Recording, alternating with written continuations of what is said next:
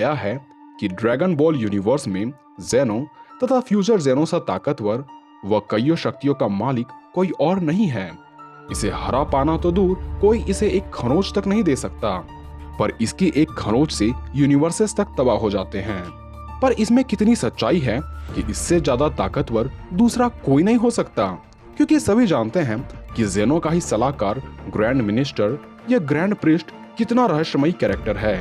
इससे ज्यादा सुलझा हुआ कैरेक्टर आपने ड्रैगन बॉल यूनिवर्स में कहीं नहीं देखा होगा। हालांकि ये जेनो को सर्व करता है, पर इसका अर्थ ये नहीं कि इसकी ताकत जेनो से कम होगी। ग्रैंड प्रिस्ट एक एंजल है जिसके 13 संतान है और सभी की ताकत से आप भली भांति परिचित होंगे। ऐसे में हजारों सालों से जेनो की रखवाली, या यूं कहे पूरे ब्रह्मांड की जेनो से रखवाली करता आ रहा ग्रैंड प्रिस्ट की शक्तियां की क्या ही सीमा होगी। पर क्या यह सच है कि यह जेनो को भी हराने की ताकत रखता है? जानेंगे आज के इस वीडियो में। पर वीडियो में आगे बढ़ने से पहले वीडियो को आपने अब तक लाइक नहीं किया हो तो वीडियो को जरूर लाइक कर दें। सबसे पहले बात करें ग्रैंड प्रीस्ट की, तो यह जेनो का असिस्टेंट है, पर ग्रैंड मिनिस्टर ने ही सभी एंजल्स को इस मल्टीवर्स में क्रिएट किया है। यूं तो इसकी ओरिजिन को लेकर कहीं भी बातें नहीं की गई, क्योंकि इसे ड्रैगन बॉल यूनिवर्स में एक रहस्यमयी कैरेक्टर बताया गया है। और एक थ्योरी ऐसी भी है कि यह रहस्यमयी कैरेक्टर पूरे ड्रैगन बॉल यूनिवर्स का सबसे शक्तिशाली कैरेक्टर है, जेनो से भी ज्यादा पावरफुल। और यही वजह रही होगी कि जेनो के पेरेंट्स ने भी जेनो को प्रीस्ट के ही देखरेख में छोड़ा होगा, क्योंकि जेनो के पास ऐसी शक्तियां हैं जिसका नियंत्रण वो नहीं कर सकता। पर ग्रैंड प्रीस्ट हर सूरत में जेनो को कंट्रोल कर सकता है, और ऐसा होना तभी संभव है जब ग्रैंड प्रीस्ट के पास जेनो से भी ज्यादा शक्तियां हो। आप इसे बीरस और विश का उदाहरण लेकर समझ सकते हैं। हम जानते हैं कि बीरस एक गॉड ऑफ डिस्ट्रक्शन है और उसी का असिस्टेंट है विश, एवं विश बीरस के लिए काम करता है। पर जब बात हो पावर्स एंड एबिलिटीज की तो विश के आगे बीरस कहीं नहीं ठहरता। और हमें पता है कि विश के पिता कौन है, द ग्रैंड मिनिस्टर। यानी हो सकता है कि बाहुबली के कटप्पा की तरह ग्रैंड मिनिस्टर जेनो का सहायक भले ही हो, पर यह उससे कहीं अधिक शक्तिशाली हो सकता है। और इसकी परंपरा ही है दूसरों की रखवाली करना, चाहे वो उनसे कितनी भी ताकतवर क्यों ना हो। और ग्रैंड प्रिस्ट ने वैसे तो अपनी पूरी ताकत का प्रदर्शन कभी नहीं किया, पर बात करें अभी तक के ज्ञात इसके सभी पावर्स एंड एबिलिटीज की, तो grand priest God like strength को होल्ड करता है। यहां तक कि यह कहना भी गलत नहीं होगा कि इसकी स्ट्रेंथ की कोई सीमा नहीं हो सकती, क्योंकि इसके एक पंच से यूनिवर्स के तबाह होने वाली बात पर शक की कोई गुंजाइश नहीं बचती। और पंचेस तक जाना तो दूर, इसके अंगुली की हल्की सी वेब से यूनिवर्सेस के चीथड़े उड़ सकते हैं। और इस बात का अंदाजा आप इसी बात से लगा सकते हैं कि जब गॉड ऑफ डिस्ट्रक्शन बीरस और क्विटेला अपनी फुल स्ट्रेंथ से एक दूसरे को पंच मारने वाले ही होते हैं कि तभी अचानक वहां ग्रैंड मिनिस्टर अपीयर हो जाता है और अपने अंगुलियों से ही उस अटैक के इम्पैक्ट को रोक लेता है। क्योंकि अगर ग्रैंड प्रिस्ट बीच में ना आता तो उस हमले से उत्पन्न हुई तबाही से पूरा यूनिवर्स नष्ट हो जाता। और इसी बात से आप समझ सकते हैं कि ग्रैंड प्रिस्ट की ट्रू पावर क्या हो सकती है। ग्रैंड प्रिस्ट के पास गॉड लाइक स्पीड है, जो कि स्पीड ऑफ लाइट से भी कई गुना अधिक है। यही वजह है कि इसके फुल स्पीड में इसे कोई भी नहीं देख सकता। इसकी ड्यूरेबिलिटी भी गॉड लाइक होती है, और यही कारण है कि इस पर कोई भी हमला नहीं कर पाएगा। यहाँ तक कि अगर यूनिवर्सेस भी तबाह हो रहे हो तब भी ये उस तबाही को सरवाइव कर सकता है, वो भी बिना एक खरोंच के। और जैसा कि हम जानते हैं कि प्रीस्ट एक एंजल है और एंजल इमोर्टल होते हैं, इसलिए इसे मारा भी नहीं जा सकता।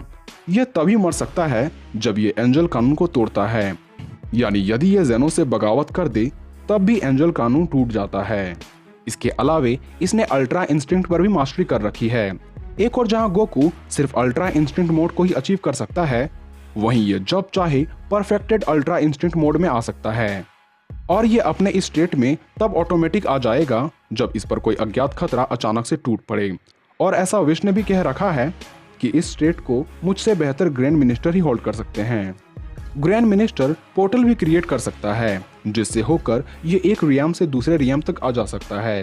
ये मैटर को मैनिपुलेट कर सकता है, एनर्जी को मैनिपुलेट कर सकता है, एनर्जी के शील्ड बनाकर खुद को कैसे भी हमलों से बचा सकता है, किसी के भी एग्जिस्टेंस को पल भर में इस पूरे मल्टीवर्स से मिटा सकता है और उसे दोबारा वापस भी ला सकता है। ये रियलिटी को रैप कर सकता है अपने क्रिस्टल बॉल में हाथ फेर कर किसी भी वक्त और किसी भी मल्टीवर्स में हो रही घटनाओं को देख सकता है, किसी को अपने इच्छा अनुसार अपनी काई काई की पावर से टेलीपोर्ट करके अपने पास बुला सकता है। इसके अलावा इसके सोचने मात्र से ये जो चाहे कर सकता है। कुल मिलाकर कहा जाए तो किसी भी मामले में ये जेनो से कम नहीं है। पर बात करें यदि जेनो की, Zeno the Zeno, grand Zeno the omni king के नाम से मशहूर ये ड्रैगन बॉल का एक कैरेक्टर है जो दिखने में गोल सिर वाला कोई सामान्य सा कार्टून लगता है, लेकिन फिर भी सभी इसे लॉर्ड ऑफ एवरीथिंग कहते हैं। भले ही दिखने में ये कोई छोटा सा बच्चा लगे, लेकिन इसकी उम्र 85 लाख साल से भी ज्यादा बताई जाती है। इसकी मासूमियत और भोले भाले चेहरे को देखकर इसे नादान समझने की भूल ना करें, क्योंकि ये कई यूनिवर्स का शासक है और जरूरत पड़ने पर इसके सोचने मात्र से ही कई यूनिवर्स के अस्तित्व धूमिल हो जाते हैं।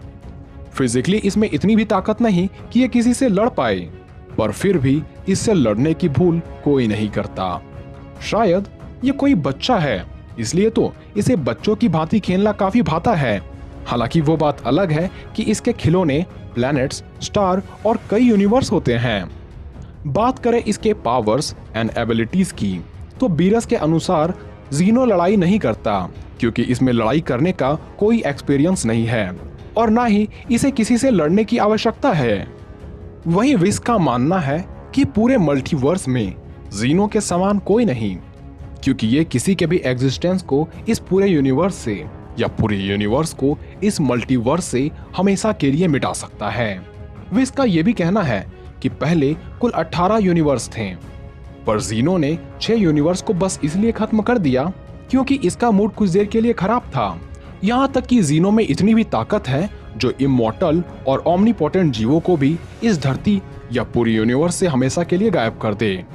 यही वजह है कि सभी इससे डरते हैं और किसी में भी इतनी हिम्मत नहीं जो इससे मुकाबला करने की सोच भी सके। इसके साथ ये कभी मर नहीं सकता, ये यूनिवर्स में कहीं भी और कभी भी उड़ सकता है।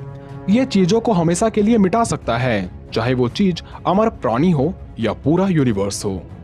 इसी वजह से ये पूरे सीरीज का सबसे पावरफुल कैरेक्टर बनता है। इसके अलावे जीनो कहीं भी और कभी भी टेलीपोर्ट होने के साथ साथ दूसरों को भी अपने पास एक बटन की मदद से टेलीपोर्ट करवा सकता है।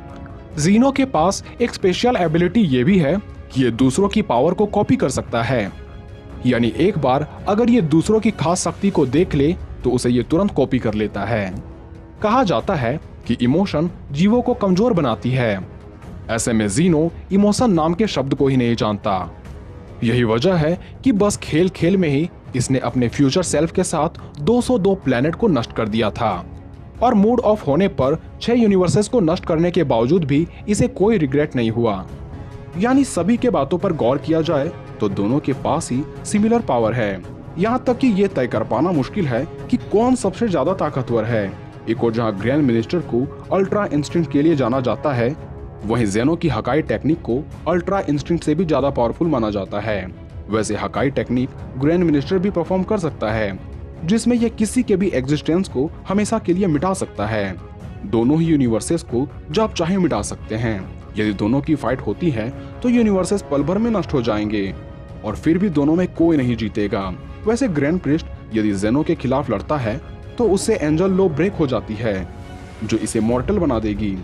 इसलिए उस स्टेट में जेनो इसे हरा सकता है, वरना दोनों की पावर्स एक समान है।